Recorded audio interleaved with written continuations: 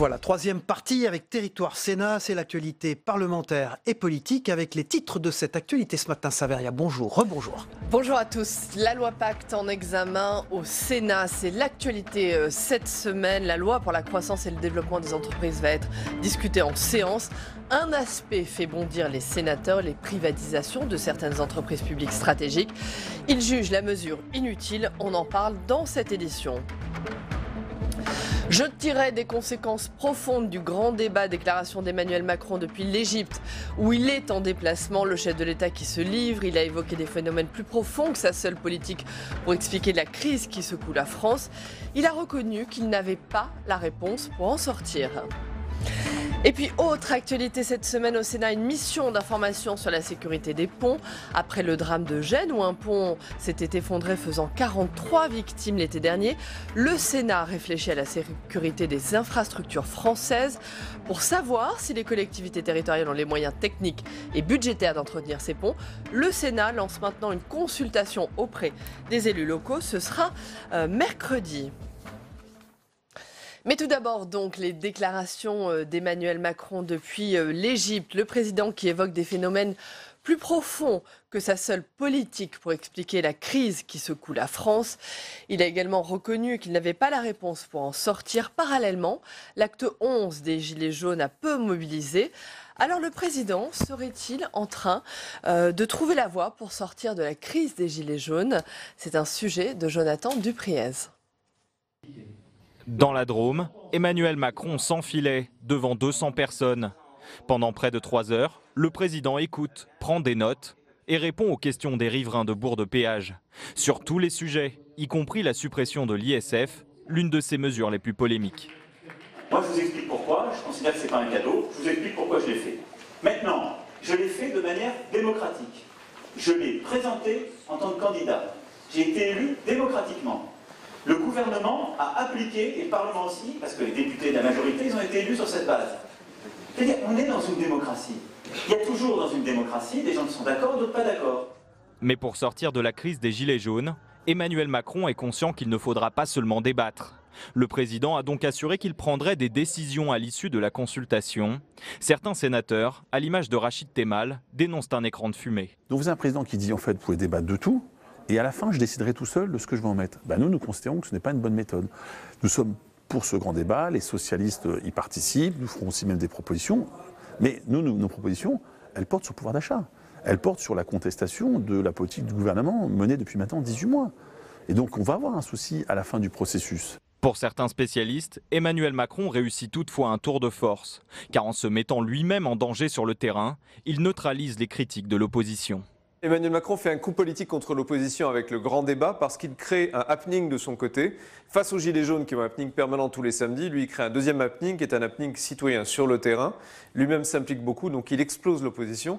Si aucun nouveau déplacement du chef de l'État est à l'agenda, Emmanuel Macron répète qu'il se rendra dans chacune des 13 régions françaises, avec l'espoir de trouver une issue à la crise des Gilets jaunes. Voilà, et dans l'actualité ce matin également, la loi Pacte en examen au Sénat, Saveria. C'est l'actualité cette semaine au Sénat. La loi pour la croissance et le développement des entreprises va être discutée en séance. Un aspect fait bondir les sénateurs, les privatisations de certaines entreprises publiques stratégiques. Ils jugent la mesure inutile. Les explications de Samia Dechir. Des communistes au LR, les sénateurs font front commun contre les privatisations annoncées. La loi Pacte, qu'ils examinent à partir d'aujourd'hui, prévoit la vente des actions de l'État dans plusieurs grandes entreprises françaises. Mais lors du passage du texte en commission, les sénateurs ont supprimé l'article qui prévoit la privatisation de la Française des Jeux. Ils ont également fortement encadré celle des aéroports de Paris. Nombre d'entre eux s'inquiètent du manque à gagner pour les finances publiques. C'est d'abord choquant parce qu'il ne s'agit pas d'une politique libérale, il s'agit de céder un monopole. Un monopole qui rapporte des revenus importants à l'État et aux structures en Île-de-France. Bon. Et l'État, en l'occurrence, vend les bijoux de famille. Et il les vend dans des conditions, je dirais, pas très heureuses. Parce qu'en réalité, on sait qu'il y a très peu de candidats. Ces privatisations sont censées financer le nouveau Fonds pour l'innovation industrielle à hauteur de 10 milliards d'euros. La loi Pacte doit surtout permettre de relancer la croissance à travers le développement des PME. Parmi les principales mesures pour leur faciliter la vie, la réduction du nombre de seuils de salariés qui implique des obligations pour les entreprises. Il en existe aujourd'hui 49, seuls 3 seront conservés. Pour encourager l'épargne salariale, le texte prévoit aussi la suppression du forfait social, une contribution versée par l'employeur sur l'intéressement dans les entreprises de moins de 250 salariés. Voilà, place maintenant à l'interview politique, le face-à-face, dans un instant. À tout de suite.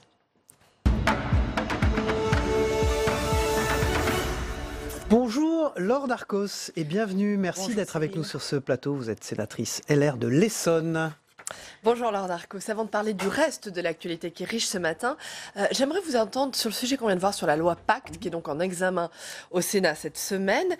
Est-ce que vous vous élevez, vous aussi, contre ces privatisations qui sont prévues dans ce texte, dans cette loi ? Il y en a une qui nous pose un vrai problème, c'est la privatisation de l'ADP, enfin les aéroports de Paris. Dans mon département, dans l'Essonne, on est très impacté, comme vous pouvez le penser, par Orly. Et c'est vrai que les collectivités, les maires, le département n'a pas eu assez d'assurance de la part de l'État d'avoir les mêmes réglementations si la privatisation était totale, notamment sur les problèmes de nuisance sonore. Vous imaginez, nous avons des règles pour que certains vols ne se fassent pas à telle ou telle heure, pareil le week-end. Et c'est vrai, peut-être à tort, mais on reste finalement extrêmement sous la mauvaise impression de la privatisation des autoroutes de Vinci. Nous nous battons, nous, auprès d'une association qui voudrait que le dernier tronçon de la 10 soit gratuit, parce que Dourdon, qui fait partie de notre département, ne l'est pas, et c'est juste insupportable. Et donc, voilà, nous avons cette mauvaise impression que cette privatisation totale d'ADP ne nous a pas donné de gage, en tout cas. Le gouvernement explique que ces mesures, ces privatisations sont nécessaires pour enflouer les finances publiques, surtout en ce moment. Oui, mais je veux dire, sur Engie, par exemple, ou d'autres grosses entreprises publiques, pourquoi pas ? Je suis de droite et donc plutôt libérale par nature. Les aéroports de Paris, c'est quand même un service public, donc un service au public, qu'il ne faut pas oublier. Et donc, nous n'avons pas eu assez de gages de l'aide de l'État, et donc nous serons contre cette privatisation. Je pense bien évidemment l'Assemblée nationale le remettra. Donc bien évidemment, nous avons préparé aussi des amendements en ce sens, si jamais elle passait quand même, notamment que les départements et la région puissent avoir un siège au conseil d'administration des aéroports de Paris. Dans le reste de l'actualité, il y a ces déclarations cette nuit depuis l'Égypte du chef de l'État, Emmanuel Macron, qui a évoqué des phénomènes plus profonds que sa seule politique pour expliquer la crise qui secoue la France. Il a reconnu qu'il n'a pas la réponse pour en sortir. Quelle est votre réaction à ces propos du chef de l'État ? C'est un peu inquiétant, parce que je pense que, comme l'a dit Bruno Retailleau la semaine dernière, je crois, il aurait fallu peut-être qu'on parle de l'objectif à atteindre avant de se lancer dans ce grand débat. C'est sûr que le mal est plus profond. Moi, je crois qu'il faut revenir au fondamental, en fait, du début de la crise. Les Gilets jaunes, au tout début, avant que ça dégénère avec les extrêmes, avaient raison sur le pas assez grand écart entre ceux qui travaillent, qui se lèvent tous les matins pour gagner simplement le SMIC, et ceux qui vivent d'assistanat. D'ailleurs, c'est pour ça que moi j'avais été très choquée par la maladresse du président qui avait dit « je préfère taxer l'essence que le travail ». C'est, j'allais dire, une vision de Parisien. Dès que vous sortez, et même dans mon département de l'Essonne, un petit peu plus loin, les gens vont travailler avec leur voiture parce que les mobilités ne sont pas encore parfaites. Et donc, ces gens-là vont payer 300 € de plus d'essence par mois pour finalement, du coup, un écart, s'ils regardent ceux qui sont payés au RSA avec toutes les allocations en plus, qui vivent d'assistanat, ça ne vaut pas le coup de se lever le matin. Et ça n'est plus possible. Emmanuel Macron va continuer cette semaine ses déplacements en province. Est-ce qu'il a raison ? Est-ce qu'on ne sortira pas de cette crise sans les élus locaux, sans les maires ? Oui, je suis très partagée sur les sorties du président. Il mouille sa chemise. J'en ne peux que, bien évidemment, admirer sa performance de passer 7 heures à discuter. Mais à la limite, je trouve que ça n'est pas son rôle. Ça fait trop campagne préélectorale. Et je trouve que c'est un peu choquant. Il reste encore 3 ans. Les maires, bien évidemment, ils ont été... le gouvernement les a trouvés sans aucun problème. Nous, on reste quand même extrêmement choqués par rapport à ce qui avait été dit il y a quelques mois sur Balance ton maire pour quelques-uns qui malheureusement avaient été obligés d'augmenter leur taxe d'habitation et Bercy avait laissé faire en fait ce hashtag absolument épouvantable. Là, comme par hasard, on est bien content de les trouver pour organiser ce grand débat.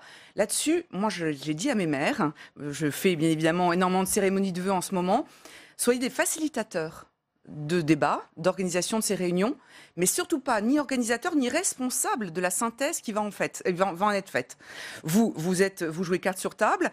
Certains ont d'ailleurs des initiatives assez intéressantes de lire les comptes rendus, de les faire valider avant que ça remonte. Mais ça sera au gouvernement de prendre sa responsabilité. Mais c'est vrai que les maires, pour la plus grande majorité d'entre eux, vont jouer le jeu d'organiser leurs débats dans leur ville. Laure Darcos, j'aimerais qu'on en vienne à la mobilisation de ce week-end, mobilisation moindre, côté gilets jaunes, mobilisation aussi hier des foulards rouges. Et j'aimerais qu'on entende notamment une des manifestantes hier à Paris. On est tous d'accord avec le message des Gilets jaunes qui est on est contre l'injustice, on est contre la justice fiscale, on est contre la pauvreté. C'est très facile d'être contre tout ce qui ne va pas. Mais à un moment, il faut être actif. Et actif, ça veut dire chacun travaille pour essayer que ça aille mieux, en n'étant pas tout le temps en train de réclamer. Il n'y a qu'un faucon, l'État doit appuyer sur le bouton, il n'y a plus de pauvreté, l'État doit appuyer sur le bouton, il n'y a plus d'injustice. C'est pas aussi simple que ça. À un moment, il faut se bouger et chacun doit faire son morceau de chemin. Et le grand débat est un super moment où chacun pourra exprimer ce qu'il pense être juste. Voilà. Laure Darcos, elle doit aussi se faire entendre, cette France-là. Oui, bien sûr, bien sûr. Et je n'y serais pas allée forcément parce que j'avais un petit peu peur de la récupération politique, mais honnêtement, j'ai vu plutôt des gens spontanément descendre dans la rue pour vraiment défendre nos institutions. J'en ai parlé avec beaucoup de citoyens, j'allais dire entre guillemets lambda. L'image effrayante de notre acte de triomphe et surtout la tombe du soldat inconnu souillée et blasphémée un mois après ces cérémonies du 11 novembre qui avaient été quand même extraordinaires, c'était pas possible. Et donc ce soulèvement, je trouve, cette manifestation, d'ailleurs entre parenthèses, c'est assez amusant, c'est la première fois que le chiffre de la police est bien plus élevé que les chiffres donnés dans les médias. Il y avait une petite polémique là-dessus, mais ça n'est pas important. Je pense est très saine parce que elle montre en tout cas qu'une majorité de Français ont envie sereinement de sortir de cette crise tout en respectant nos institutions. Vous avez le sentiment qu'Emmanuel Macron est en train de renverser la vapeur ? En tout cas, il a en tout cas montré qu'il avait encore du ressort.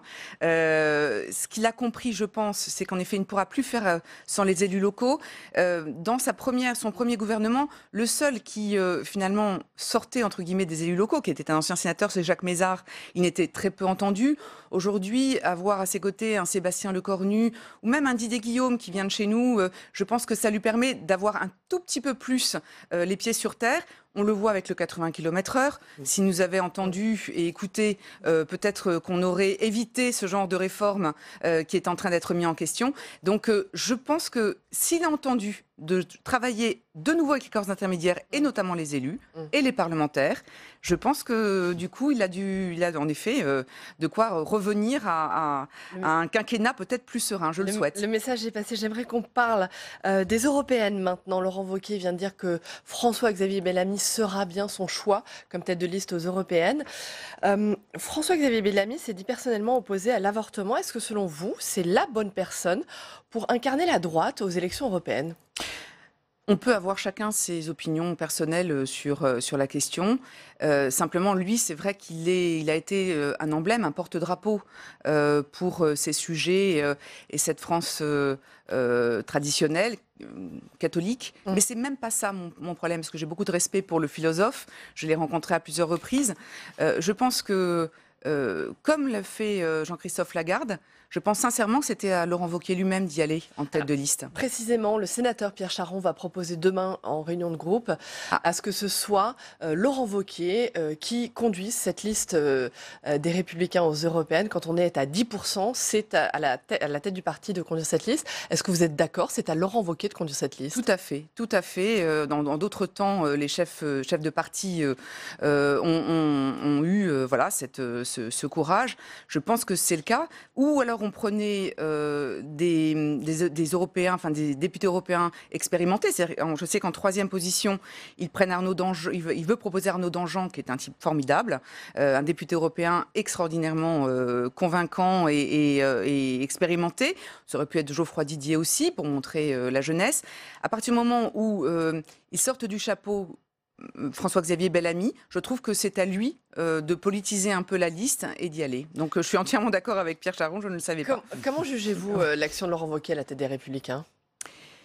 Il s'est trop enfermé dans un petit cercle très restreint. Moi, j'ai été vraiment dans les premières à être enthousiaste de la création de l'UMP. Je venais plutôt de la famille centriste, en fait, et je trouvais que c'était bien qu'on puisse se réunir et qu'on n'ait qu'une seule famille à droite. On a gagné beaucoup d'échéances en étant unis. La seule chose là, c'est que c'est trop étriqué. Et ça ne marche pas. Moi, ils m'ont dit, ses proches m'ont dit textuellement, on ira draguer les électeurs du Front National. Mais entre l'original et la copie, on choisit toujours l'original. Regardez les départs de Garot et de Mariani au Rassemblement National, ça ne fonctionne pas. Et donc, c'est laissé pour compte tous ceux qui, comme par exemple Valérie Pécresse, qui reste dans la famille, Bruno Retailleau. Je pense que nous avons à essayer de pouvoir tolérer, respecter des pensées un petit peu différentes, des voix différentes. Quand on dit qu'on est soi-disant gênant quand Valérie Pécresse s'exprime librement, mais à l'UMP, quand c'était Nicolas Sarkozy, tout le monde avait le droit de s'exprimer. Donc je pense qu'il a tort de vouloir s'enfermer. Laure Darcos, j'aimerais vous entendre sur les grands sujets sur lesquels vous travaillez, que vous connaissez très bien, c'est l'école, l'enfance. Un secrétaire d'État à l'enfance a été nommé vendredi, le député En Marche Adrien Taquet. Il va dévoiler aujourd'hui sa feuille de route sur ce sujet. Est-ce que c'est une bonne chose tout d'abord? Est-ce que vous saluez cette nomination? Oui, tout à fait. Alors après, pour avoir été un peu aguerri sur les places et sur les compétences des uns et des autres, je pense que bien évidemment, il aura à travailler de concert, bien évidemment, avec Jean-Michel Blanquer, qui reste avant tout ministre de l'Éducation nationale. Donc, en effet... Mais c'était la bonne personne, Adrien Taquet? Vous le connaissez? Je ne connais pas du tout. Donc je ne sais pas ce qu'il a fait comme travaux avant sur ce sujet-là. Je pense qu'il aura aussi à travailler avec Madame Cluzel, Sophie Cluzel, qui s'occupe du handicap. Parce que moi, un de mes combats, c'est bien évidemment l'inclusion de tous les enfants atteints de handicap au sein de l'école. Et donc j'espère qu'il suivra tous ces sujets-là. J'espère qu'aussi il suivra bien évidemment le problème des violences faites aux enfants. On avait fait un texte à l'automne dernier qui avait été extrêmement fort. Donc voilà, simplement j'espère que cette articulation intergouvernementale se fera bien évidemment au profit de ces enfants. Laure Darcos, vous êtes sénatrice LR de l'Essonne, bien sûr. Xavier Darcos, votre époux, était dans la promotion de la Légion d'honneur le 1er janvier dernier. Que devient l'ancien ministre de Nicolas Sarkozy, ministre de l'Éducation nationale, du Travail, multiples fois ministre? Il est chancelier de l'Institut de France. Oui. C'est-à-dire qu'il chapeaute en fait les 5 académies, dont bien évidemment la plus illustre, la française, et il gère en fait tous les domaines et toutes les propriétés privées qui appartiennent à l'Institut de France. On ne le sait pas forcément, mais beaucoup de musées et beaucoup d'institutions, comme le domaine de Chantilly, le musée Jacques Marandré, Marmottan, Giverny, font partie de l'Institut. Ce sont en fait des privés qui, depuis des siècles, ont donné en fait l'ensemble de leurs biens à l'Institut de France. Et donc, il a géré près de 400 fondations. Et il est très heureux, du coup, de cette sortie. La politique ne manque pas. Ah, mais pas du tout, pas du tout. Et du coup, j'essaie de faire attention le soir, de parler d'autre chose. Vous êtes d'accord toujours avec lui? Merci en tout cas. Oui, Merci. oui. Puis je crois qu'il m'encourage, en tout cas, ça me fait du bien aussi. Merci beaucoup, Laure Darcos, sénatrice LR de l'Essonne, d'avoir été notre invitée. On passe tout de suite à l'agenda, ce qui se passe au Sénat cette semaine. Il faudra suivre demain à 14h30, on vient d'en parler, l'examen de la loi Pacte, la loi pour la croissance et la transformation des entreprises. C'est le texte qui comprend notamment cette question de la privatisation d'Aéroports de Paris et de la Française des Jeux. Mercredi à 10h, une table ronde avec les associations d'élus locaux sur la sécurité des ponts. Dans la foulée du drame de Gênes, le Sénat avait lancé une mission d'information sur la sécurité des ponts pour savoir si les collectivités territoriales ont les moyens techniques et budgétaires d'entretenir ces ponts. Le Sénat lance maintenant une grande consultation auprès des élus locaux. Ce sera donc mercredi à 10h. Et puis toujours mercredi, cette fois-ci à 14h, autre rendez-vous important, une table ronde organisée par la Commission des lois portant sur la réforme de la justice. Voilà pour l'agenda de cette semaine. On passe maintenant à l'œil 2 dans un instant. Nouvelle rubrique de cette émission que vous connaissez.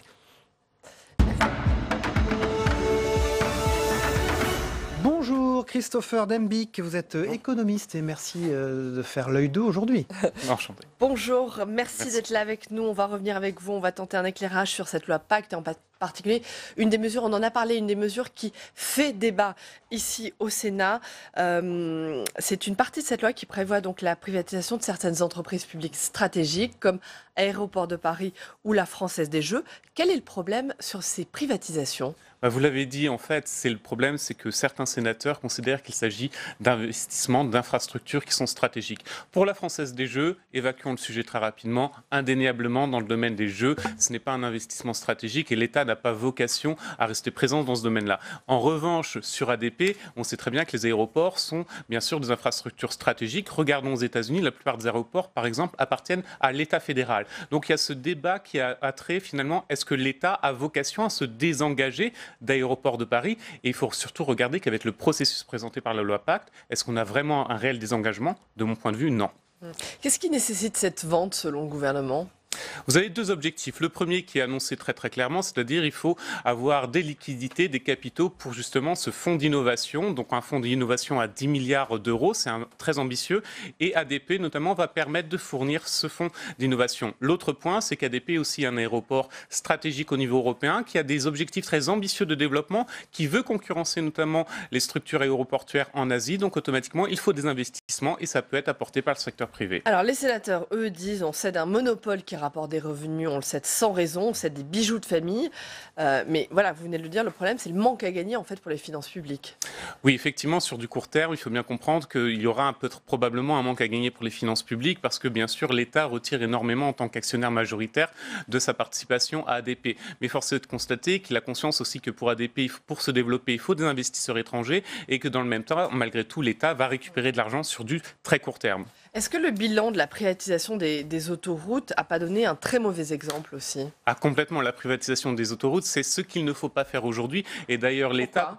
Parce que tout simplement, on a laissé les opérateurs se débrouiller, on leur a donné une vraie rente, un réel privilège sur du très long terme. Et là, dans ADP, on essaie de comprendre qu'il ne faut pas faire les mêmes choses. Et en quoi justement la privatisation prévue par la loi Pacte est différente de la privatisation des autoroutes ? Qu'est-ce qui serait différent dans le processus ? En fait, l'État va rester garant sur le très long terme. Vous avez ce qu'on appelle notamment la nécessité que l'État mette son veto si on vend des actifs d'Aéroports de Paris, par exemple des terrains, donc du foncier qui est très important, ou encore dans le même temps, l'État va garantir via un contrat économique que les investissements soient bien réalisés. C'est-à-dire qu'on n'aura pas un actionnaire majoritaire qui du jour au lendemain va se dire je vais retirer beaucoup d'argent de cet investissement-là, mais en même temps je ne vais pas investir dans les infrastructures ou pour les voyageurs. Donc pour conclure, vous jugez que les craintes des sénateurs de droite comme de gauche d'ailleurs ne sont pas tout à fait justifiées ? Pas justifiées au regard du texte, c'est des éléments qui vont permettre à l'État de rester un garant finalement d'ADP, de cet investissement, qu'il soit rentable, mais aussi qu'il garantisse une sécurité en termes de services aussi. Et plus généralement, est-ce que vous croyez en cette loi Pacte pour relancer l'économie, la croissance et en particulier l'économie des PME ? Non. Pas du tout. En fait, le problème de cette loi Pacte, c'est que vous avez une multitude de mesures qui sont effectivement intéressantes au cas par cas, mais vous n'avez pas de mesures qui vont restaurer non seulement la confiance, qui vont permettre de lutter contre une croissance économique qui est inéluctablement ralentie. À quelle mesure, par exemple ? Par exemple, il faut aujourd'hui favoriser une baisse globale de la fiscalité, notamment en direction des PME et des ETI, et ou finalement des mesures qui soient beaucoup plus ciblées. On sait que le CICE a finalement pas avantagé les PME et les ETI. Il faut recalibrer à cet égard pour que ce soit ces segments qui soient avantagés par de telles mesures fiscales. Et dans la loi Pacte aujourd'hui, il n'y a aucune mesure dans ce sens ? Alors, vous avez quelques mesures effectivement qui vont faciliter, légèrement baisse notamment un peu de la fiscalité, mais on n'est pas sur une mesure psychologique qui sera très importante et qui sera surtout bien identifiée par les acteurs économiques. Et c'est ça le problème. Si on baisse par exemple majoritairement la fiscalité pour ce type d'entreprise, vous aurez un effet psychologique sur ces acteurs. Merci Christopher Dembicq d'avoir été notre invité ce matin. Merci beaucoup. Et merci Saveria pour cette troisième partie d'émission. On vous retrouve demain à la même heure. Merci Christopher Dembicq, économiste. On se retrouve après la météo des territoires, le temps qu'il fait en France, mais aussi dans les départements français d'Amérique, de l'océan Indien, du Pacifique et des Caraïbes. Une spécificité sur le canal 13 de la TNT le matin. Puis le Zap Matin de Christophe Combarieux, avec ce qui s'est passé dans les autres matinales d'infos notamment. A tout de suite. La météo vous est présentée par l'Assemblée des départements de France.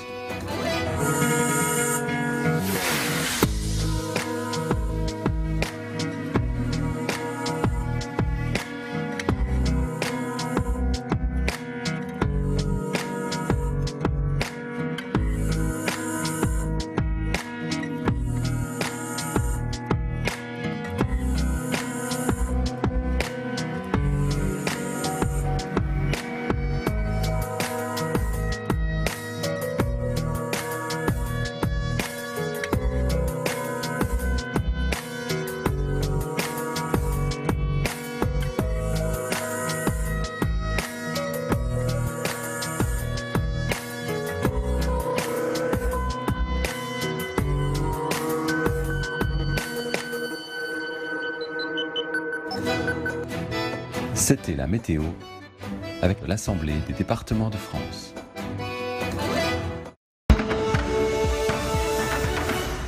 Jérôme Rodriguez, l'une des figures du mouvement des Gilets jaunes, qui s'est effondré hier alors qu'il était en train de filmer, de diffuser une vidéo en direct sur les réseaux sociaux pendant le 11e mobilisation des Gilets jaunes, touché par un projectile. Il est très grièvement blessé à l'œil. Les faits dont a été victime M. Jérôme Rodriguez sont des faits graves, bien évidemment. J'ai une pensée pour lui, comme j'ai une pensée pour la plus de 40 policiers qui ont été blessés hier sur l'ensemble du territoire national. Il faut interdire ces armes, que ce soit les flashballs, mais y compris, c'est des armes à distance. Ça vous a pas échappé.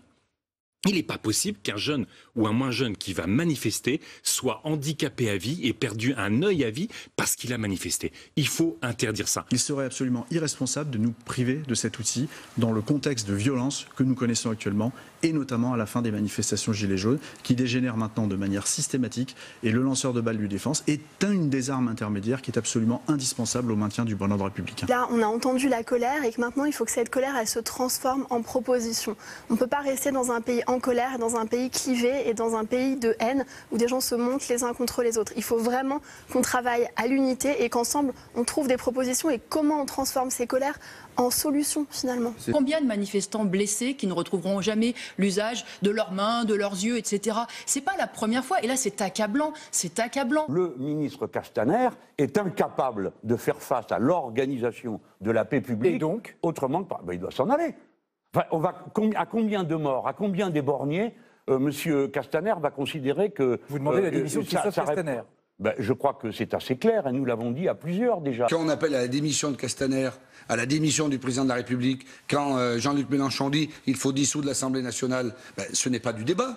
C'est un coup politicien. C'est de ça dont il s'agit. C'est pour les uns de jouer la revanche, parce qu'ils n'ont toujours pas digéré, ils l'ont là, l'élection présidentielle. Pour d'autres disent, de toute façon, nous, on s'en fiche, donc on veut y aller, on veut taper. Mais enfin... Est-ce que c'est vrai que vous étiez contre le grand débat ?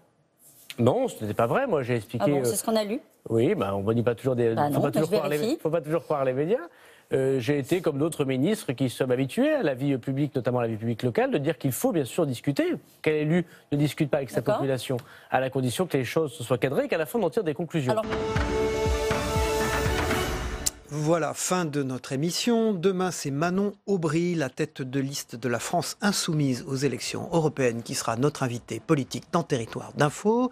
Merci de votre fidélité et on se retrouve évidemment demain aux mêmes heures. Au revoir.